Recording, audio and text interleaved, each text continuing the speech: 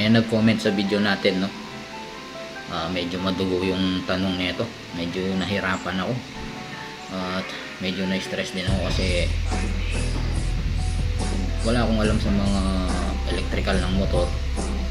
Konti lang yung alam ko tungkol sa motor. Kaya sa pagsagot nito, napasearch ako at nagtanong ako sa aking kaibigan. Ito nga pala yung tanong niya. Ayan, gumamit siya ng LED na turn signal sa harap at likod. Ang nangyari, nag-hazard yung flasher niya. Pag nagra-right siya, sumasabay yung left, bali nagpa-flasher siya.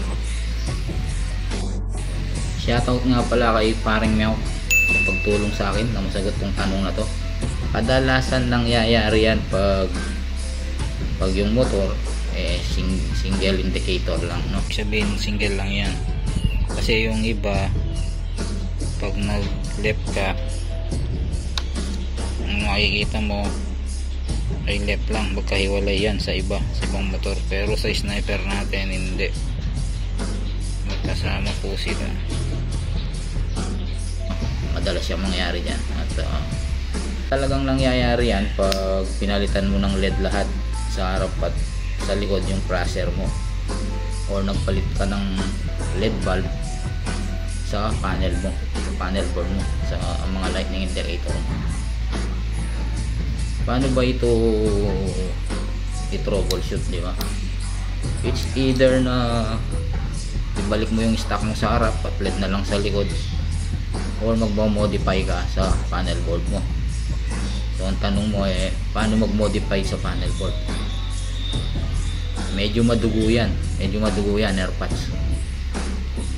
Mahirap yung i-explain dito, kaya nag-search na lang ako at nasa comment section yung link para sa'yo, para magawa mo siya. At alam ko gusto mo talaga LED yung sa harap mo at LED yung sa likod mo. More power sa'yo at salamat sa comment mo. Kung mahilig kayong mag DIY ng motor nyo at mag-modified na ito, na kayo lang ang gumagawa, follow nyo na si Jello Workshop Motovlog. Sa kanya ko kinuha yung ideya na tungkol dun sa flasher na nag-hazard. Talagang ganda ng mga explanation niya. Kaya nag-subscribe ako sa kanya dahil gustong gusto ko pang matuto at ang dami niyang alam tungkol sa motor.